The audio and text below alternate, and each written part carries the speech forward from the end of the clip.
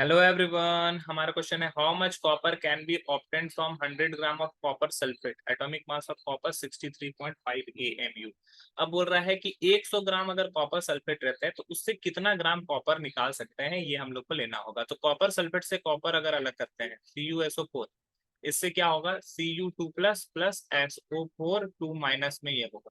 अगर यहाँ पे 2 इलेक्ट्रॉन एक्स्ट्रा दे दें तो 2 इलेक्ट्रॉन इसके साथ ऐड कर दें। मान लो, सपोज कर लो कि ये जो कॉपर आयन निकला, अब ये Cu2 प्लस में 2 इलेक्ट्रॉन हम लोग ऐड करवा देते हैं तो ये क्या हो जाएगा, कॉपर निकल जाएगा। ठीक है, तो ये ओवरऑल हम लोग क्या कर देते हैं, इस रिएक्शन को कुछ इस प्रकार से लिख देते हैं। ये Cu हो गया प्लस SO4 2 माइनस हो गया, ये हमारा कॉपर है। अब देख रहे हो कि 1 मोल अगर कॉपर सल्फेट है, ये 1 मोल ऑफ कॉपर सल्फेट है तो ये 1 मोल कॉपर देता है। ठीक है, 1 मोल CuSO4 गिव्स 1 मोल कॉपर।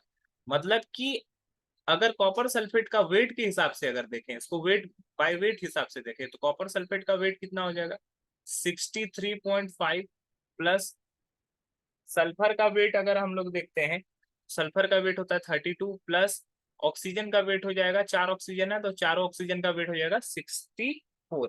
अगर ओवरऑल इसका निकालोगे तो 159.5 आ जाएगा। तो मॉलिक्यूलर वेट कितना आ जाएगा 159.5।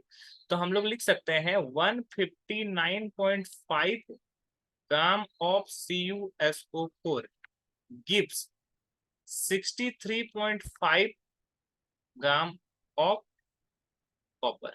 ठीक है, अगर इसको वेट में बदल दिया गया कि 159.5 ग्राम कॉपर सल्फेट कितना ग्राम देता है, कॉपर 63.5 ग्राम देता है। तो 1 gram of CuSO4, 1 gram CuSO4 का कितना ग्राम देगा copper sulphate 63.5 by 159.5 gram of copper. ठीक है, तो अब हम लोग को क्वेश्चन में पूछा गया है कितना ग्राम कॉपर सल्फेट 100 ग्राम। तो 100 gram of CuSO4 gives 63.5 by 159.5 into 100 gram of copper. अब इस चीज को अगर हम लोग सॉल्व कर देते हैं तो ये आ जाता है 39.81 ग्राम ऑफ कॉपर। ठीक है, तो अगर 100 ग्राम कॉपर सल्फेट लेंगे तो 39.81 ग्राम कॉपर यहाँ पर रिलीव होगा। आई होप ये क्वेश्चन आपको समझ में आया होगा। Solve, thank you.